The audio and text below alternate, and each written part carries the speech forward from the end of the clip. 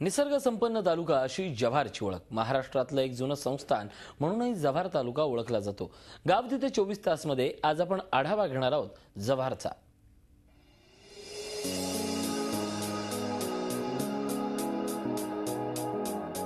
गाव तिथे 24 तासची टीम आज पालघर जिल्ह्यामध्ये आली आहे. पालघर जिल्ह्याच्या गावांचा आढावा घेण्यासाठी. चला तर पाहूया कोणते आहे ते गाव. तर ते गाव आहे जव्हार गाव. चला तर ओळख पटवून घेऊया जव्हार गावाची.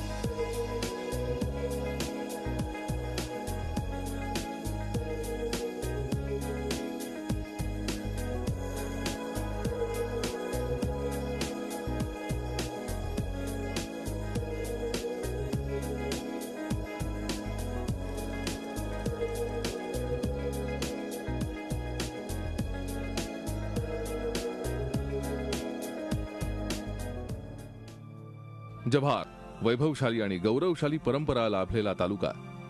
प्रभू श्रीरामाच्या वास्तव्यानं आणि छत्रपती शिवरायांच्या पदस्पर्शानं पावन झालेलं जव्हार. आदिवासींच्या संस्कृतीनं नटलेलं जव्हार. मिनी महाबळेश्वर अशी ओळख असणारं जव्हार. वारली संस्कृतीची ओळख जपणारं जव्हार.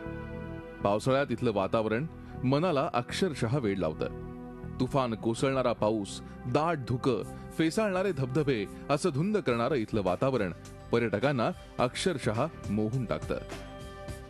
घनदाट जंगलात असलेली विपुल वनसंपदा जव्हारला आणखीनच समृद्ध बनवते.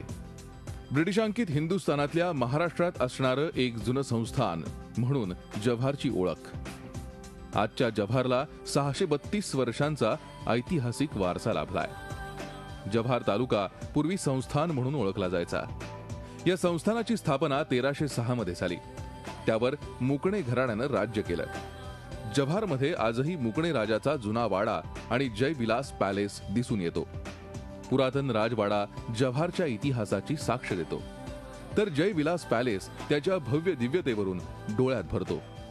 जयविलास पॅलेस आता खाजगी मालमत्ता असला तरी त्याची भव्यता, त्याचं ऐतिहासिक महत्व अधोरेखित करते. राजवाड्यात मुकणे घराण्यातल्या राजांची सुंदर तैलचित्र आहेत. तसंच जुनं दुर्मिळ फर्निचर आणि अन्य वस्तूही या ठिकाणी जतन करण्यात आल्या आहेत. इसवी सन 1306 पासून 10 जून 1948 पर्यंत जव्हार संस्थान अस्तित्वात होतं. यशवंतराव मुकणे या संस्थानचे शेवटचे राजे. हे संस्थान आता अस्तित्वात नसलं तरी देखील इथले आदिवासी दरवर्षी दसऱ्याला आपल्या राजाला सोनं द्यायला विसरत नाहीत. 1306 मध्ये या संस्थांची स्थापना झाली आणि 10 जून 1948 पर्यंत म्हणजे 632 वर्ष मुकणे राजांनी या संस्थान राज्य केलं. राजेसाहेब जे आमचे होते, शेवटचे राजे यशवंतराव मुकणे, हे बॅरिस्ट्रीसाठी परदेशात गेलेले होते. इंग्लंडमध्ये होते. दुसऱ्या महायुद्धामध्ये ते फ्लाईट लेफ्टनंट होते. त्याच्यामुळे त्यांची जी दृष्टी होती त्या दृष्टीमुळे जव्हारचं सौंदर्य जे आहे ते निर्माण झालं आणि आजही लोकांनी ते टिकवलेलं आहे. दिल्लीवर तुघलकांचं राज्य असताना त्यांनी या राजांना शाह ही पदवी दिली आणि तेव्हापासून पतंग शाह वगैरे म्हणजे नावापुढे शाह लावायला सुरुवात केली. जव्हारचं आणखी एक वैशिष्ट्य म्हणजे सुरतेवर हल्ला करण्यापूर्वी शिवरायांनी या तालुक्यातल्या शिरपामाळ इथे वास्तव्य केलं होतं. त्यावेळी विक्रमशाह राजांनी छत्रपती शिवाजी महाराजांची भेट घेऊन त्यांना मानाचा शिरपेस दिला. त्या ठिकाणाला शिरपामाळ असं म्हटलं जातं. तसंच स्वातंत्र्यवीर सावरकर ज्यावेळी अज्ञातवासात होते त्यावेळी त्यांनीही जव्हारमध्ये राहणाऱ्या आपल्या मेहुण्याकडे वास्तव्य केलं होतं. छत्रपती शिवाजी महाराजांनी ज्यावेळेला सुरतेवर हल्ला केला त्यावेळेला ते जव्हारहून गेले आणि जव्हारहून ज्या डोंगरावरून गेले, ज्या टेकडीवरून गेले त्या टेकडीला शिरपामाळ म्हटलं जातं. आणि त्या ठिकाणी आमच्या तत्कालीन राजेसाहेबांनी 16व्या शतकात त्यांना जो सिरपेज दिला सुरतेवर जाण्यापूर्वी आणि त्यामुळे त्याला शिरपामाळ म्हटलं जातं आणि तो इतिहास कायम राहावा यासाठी मी नगराध्यक्ष असताना त्यावेळेला ती शिळा लावलेली आहे आणि आजही ते शिवकालीन स्मारक म्हणून लोकांच्या समोर उभं आहे. वारली चित्रकला ही पालघर जिल्ह्यातलीच नव्हे तर जगातली एक महत्वाची चित्रशैली. वारली चित्रशैली ही संस्कृती मानली जाते. संस्कृती, रूढी, परंपरा आणि कर्मकांडाच्या माध्यमातून वारली ही चित्रशैली उदयास आल्याचं मानतात. फार पूर्वीपासून सामूहिकरित्या राहिल्यानं समूह शक्तीचं दर्शन या संस्कृतीतून दिसून येतं. इजिप्शियन आणि रोमन या दोन्ही संस्कृतींचा मिलाप म्हणजे वारली चित्रशैली असं मानतात. कारण वारली चित्रकला ही ऐहिक जीवनाचं आणि मरणोत्तर जीवनाचं संगम रूप मानलं जातं. जव्हारचं आणखी एक मुख्य आकर्षण म्हणजे दाभोसा धबधबा. लेंडी नदीवर हा धबधबा आहे. दाभोसा धबधब्याचा अनुभव घ्यायला मुंबई, ठाण्यासह राज्यभरातनं पर्यटक येत असतात आणि धबधब्यातून अंगावर उडणारे तुषार अनुभवत एन्जॉय करत असतात. मी दरवेळेस इथे येतो. भरपूर आम्ही सॅटर्डे संडे इथे येत असतो, पण इथे काही तशी सोय नाही, त्याच्यामुळे आम्हाला इथे स्टे घेता येत नाही. इथे भरपूर जागा आहेत. इथे राजवाडा आहे, काही धबधबे आहेत, भरपूर चांगल्या सनसेट पॉईंट आहे इथे जवळच. राजवाडा, जयविलास पॅलेस, शिरपामाळ, दाभोसा धबधब्यासह Hanuman point, sunset point, Bhupatgad ही इथली ठिकाणं इतिहास प्रसिद्ध आहेत. जव्हारमध्ये महाशिवरात्री, त्रिपुरारी पौर्णिमा, होळी यासारखे उत्सव मोठ्या भक्तिभावानं साजरे होतात. श्रावण महिन्यात या ठिकाणी दर्शनासाठी अलोट गर्दी होते. श्रावणी सोमवारच्या निमित्तानं मंदिरात होणाऱ्या शिवभक्तीच्या भजनाचे सूर जुन्या राजवाड्यापर्यंत घुमतात आणि या राजवाड्याचा प्रत्येक चिरा शिवमहिमा ऐकायला जणू जिवंत होतो. असा हा विविध रंगांनी ढंगांनी नटलेला जव्हार तालुका ठाणे जिल्ह्यातून विभाजन झाल्यानंतर आता पालघरचा एक भाग झालाय. जव्हार गावची ओळख आपण करून घेतली. आता पाहणार आहोत जव्हारला कुठल्या समस्या भेडसावतायत त्या आणि त्यामुळे त्यांचा विकास कसा खुंटलाय तो देखील. जव्हार ज्याप्रमाणे वाढतंय त्याप्रमाणे इथल्या समस्याही प्रचंड वाढत आहेत. कुपोषण असतो, बेरोजगारपणा असतो किंवा मग रेल्वेची समस्या असो, ट्रॅव्हलिंगची समस्या असो, ॲडमिशनची समस्या असो, शाळांची समस्या असो, अशा अनेक समस्येने जव्हार हे वेढलेलं गाव आहे. आणि ह्या समस्याने पूर्ण जव्हारातील नागरिक, जव्हारकर किंवा इथले जे येणारे जाणारे जी लोक आहेत ते त्रस्त आहेत. त्यांची एकच मागणी आहे की ह्या समस्यातून आमची काहीतरी सुटका करा. पालघर मधला जव्हार हा एक महत्वपूर्ण तालुका. लोकसंख्या 1.5 ते 2.25 लाखांच्या आसपास. तालुक्यात 175 गावं असून तब्बल 400 पाडे आहेत. जव्हार तालुका ज्याप्रमाणे मोठा आहे त्याप्रमाणे इथल्या समस्याही तितक्याच मोठ्या आहेत. पहिली समस्या कुपोषण. कुपोषणामुळे बालकांचा मृत्यू झाल्याचं वृत्त कानावर पडतं त्यावेळी डोळ्यासमोर उभा राहतो तो जव्हार तालुका. एखाद्या साथीनं कोंबडीची पिल्लं मरावीत तसे मृत्यू या ठिकाणी कुपोषणानं होतात. सरकारी योजनांचा बोजवारा, विकासाचा अभाव आणि आदिवासींसाठी कामं करण्याची सरकारी यंत्रणांची नसलेली इच्छाशक्ती ही इथल्या वाढत्या कुपोषणासाठी जबाबदार आहे. खरं तर पालघर हा आदिवासी विकास मंत्री विष्णू सावरांचा जिल्हा, पण त्यांच्या जिल्ह्यातच 50% मुलं कुपोषित असल्याचं धक्कादायक वास्तव समोर आलंय. एकट्या जव्हार तालुक्यातच 2026 बालकं तीव्र कुपोषित असल्याची आकडेवारी सरकारी अधिकारीच देत आहेत. दिव्याखाली अंधार म्हणतात ना, तो हाच. कुपोषणाचा प्रश्न हा या काळामध्ये दरवर्षी चर्चेला येतो. यावेळेला तर शासनानं जवळपास 2,500पेक्षा जास्त मुलं ही फक्त जव्हारमध्ये कुपोषित आहेत हे मान्य केले. 2 महिन्यामध्ये 37पेक्षा जास्त मुलं मृत्युमुखी पडली. माता पण मृत्यू पडण्याचं प्रमाण देखील या भागामध्ये तसंच आहे. आदिवासींच्या समस्या सोडवण्यासाठी, कुपोषणावर मात करण्यासाठी सरकार कोट्यवधींचा निधी खर्च करतं. मात्र इथली परिस्थिती पाहून हा निधी जातो तरी कुठे असा प्रश्न पडतो. मुलाचं वजन खूप कमी आहे, काय कारण काय? कारण की इथे रोजगार नसल्यामुळे ते लांब कामाला जावं लागते ना, त्याच्यामुळं त्याच्यावर लक्ष नाही देत आहेत. त्याच्यामुळं देखभाल करता नाहीत काय. इथे रोजगार जवळ असले असते तर आपण हे दिले असते, लक्ष दिले असते त्याच्यावर. सरकारकडे काय मागणी करतो, शासनाकडे काय मागणी करतो? रोजगार भेटलं पाहिजे जवळच, म्हणजे त्याच्यामुळे त्याच्यावर आपण मुलाबाळावर लक्ष देऊ शकतो. जव्हारमध्ये भात शेतीशिवाय दुसरं रोजगाराचं साधन नाही. 2 वेळच्या जेवणासाठी नवरा बायको दोघांनाही मोलमजुरी करावी लागते. त्यामुळे लहानग्यांच्या पोषणाकडे दुर्लक्ष होतं. कुपोषित मुलांना अंगणवाडीत पौष्टिक आहार दिला जातो, मात्र तो आहार कधी कच्चा तर कधी तिखट असल्यामुळे मुलं तो खातच नाहीत. अंगणवाडीमध्ये मुलांना काय काय दिलं जातं? अंगणवाडी मुलांना खिचडी 2-3 दिवस दी जाते, मग उसळ दी जाते आणि रवा दी जाते. तेवढाच हा. पौष्टिक काय देत नाही? तेवढा दुसरा काय नाही देत. दुसरं काय देत नाही? नाही. रोज देतात का? हा, रोजचे देतात. पुरतो का? मुलं खातात का? हा, मुलं खातात. जरा बनवून बराबर नाही देतात, मग अर्धे मुलं खात नाही ना, तसंच फेकून देतात. विशेष म्हणजे जव्हारच्या बालविकास प्रकल्प अधिकाऱ्यांनी स्वतः तालुक्यात 2026 म्हणजेच 50% बालकं कुपोषित असल्याचं मान्य केलंय. पण मंत्री महोदय मात्र सरकारी अधिकाऱ्यांनी दिलेली माहिती चुकीची असल्याचा दावा करतायत.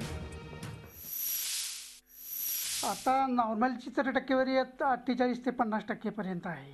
बाकीची बालकं मग 38% आपलं मध्यम आहेत आणि तीव्रमध्ये सुद्धा 11-12% आहेत.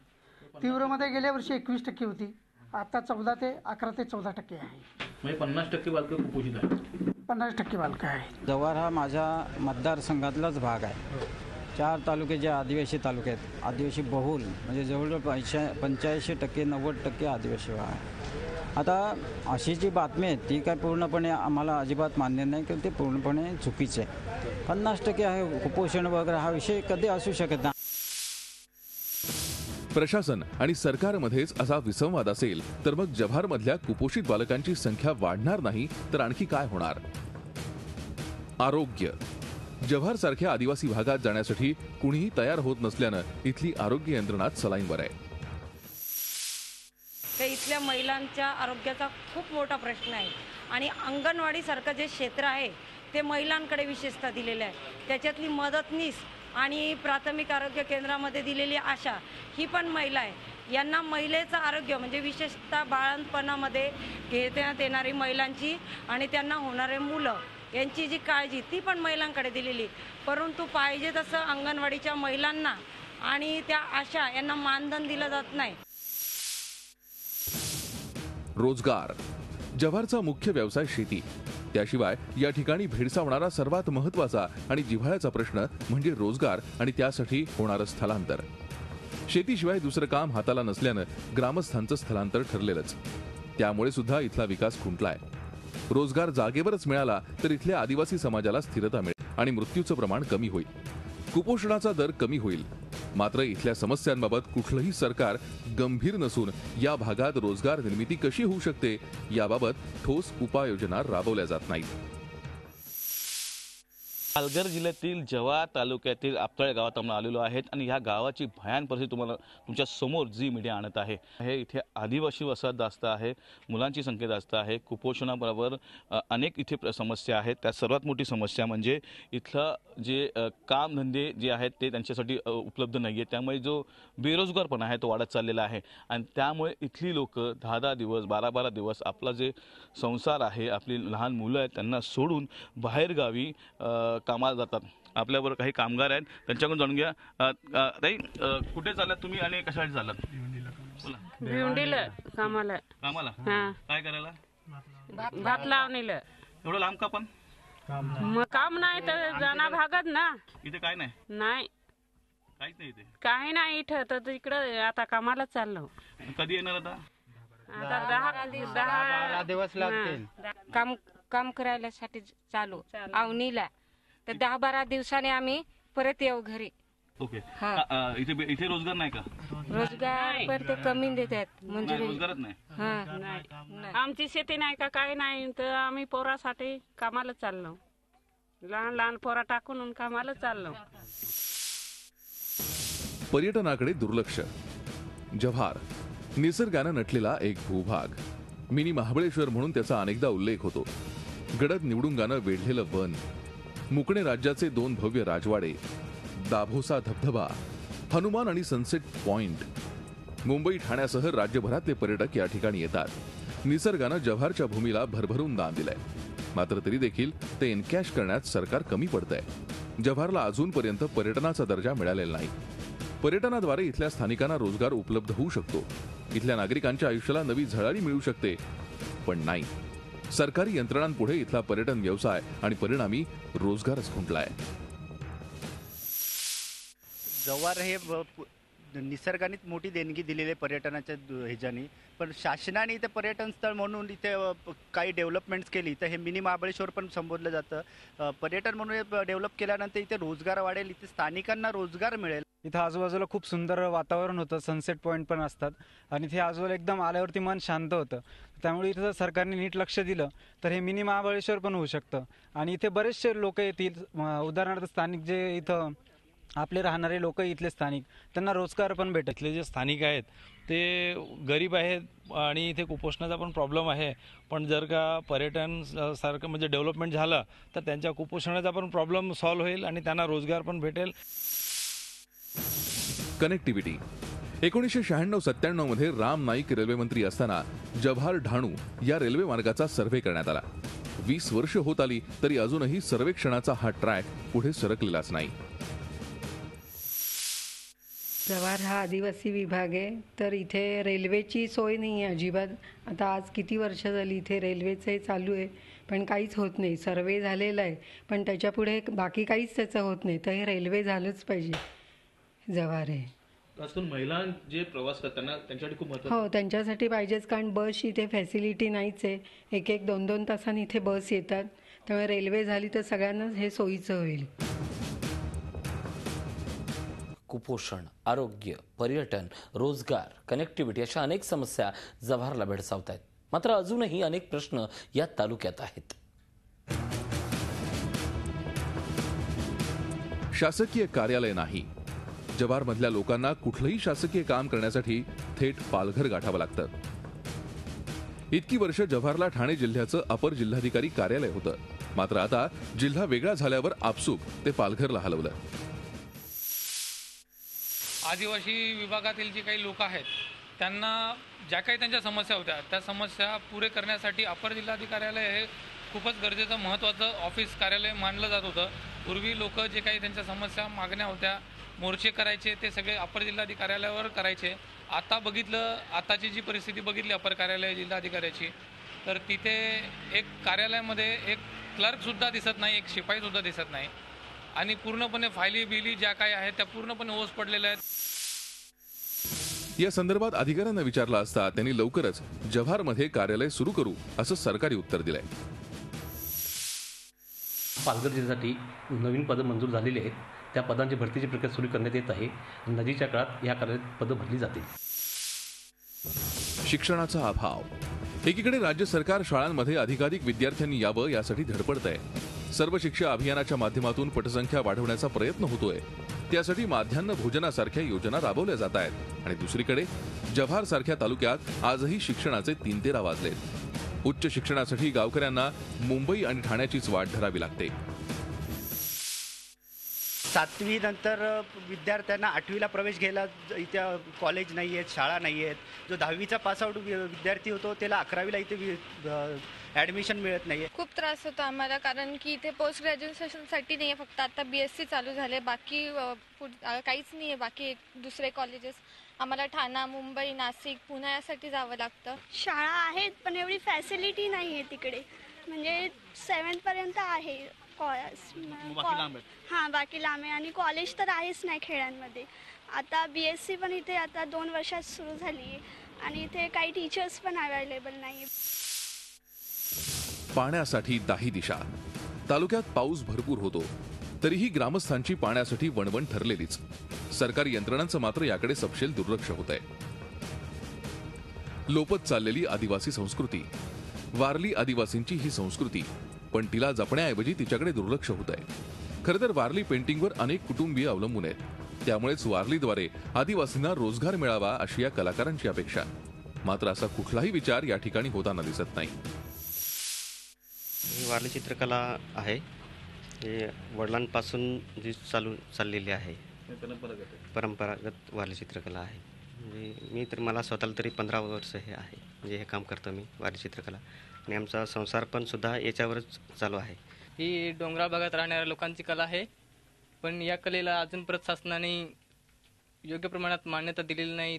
या कलेला शासन म्हणजे पाहिजे तेवढे लक्ष देत नाहीत आणि ही कला सध्या आदिवासी लोकांची असून या कलेकडे ही कला लोप पावत चाललेली आहे.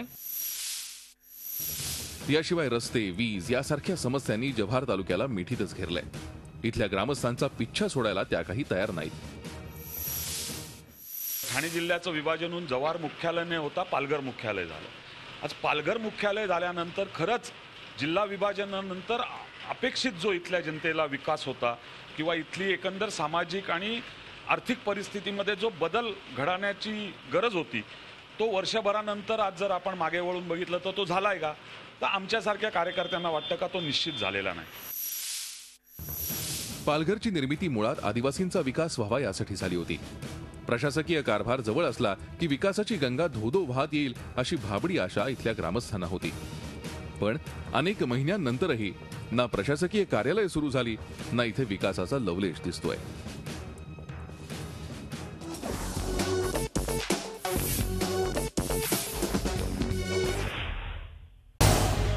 झी 24 तास रहा एक पाऊल पुढे.